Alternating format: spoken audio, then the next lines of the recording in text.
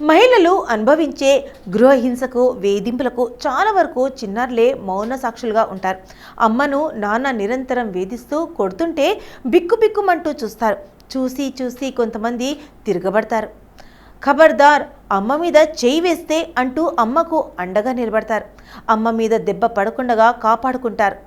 అవసరమైతే 4 దెబ్బలు కూడా తింటారు.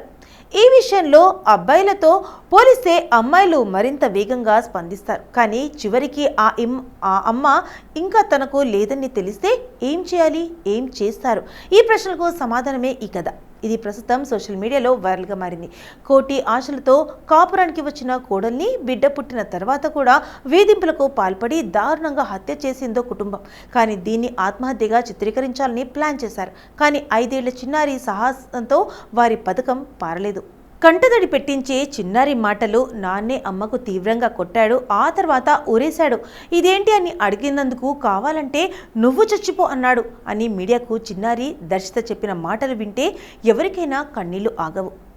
అనేకసార్లు తన తల్లిని చంపేస్తానంటూ నాన్న బెదిరించాడని తెలిపింది. అంతేకాదు, ఇంకోసారి మా అమ్మను ముట్టుకుంటే మర్యాదగా ఉండదని తాను ఒకసారి నాన్ను ఎదిరిస్తే మీ అమ్మ చచ్చాక నీకు అదే గతి పడుతుందంటూ తనను కూడా కొట్టేవాడంటూ దీనంగా చిన్నారి చెప్పిన వైనం అందరినీ కలిసివేసింది. దీంతో తికాంగఢ్ జిల్లాకు చెందిన మృతురాలి తండ్రి సంజీవ్ త్రిపాఠి పోలీసులకు ఫిర్యాదు చేశారు.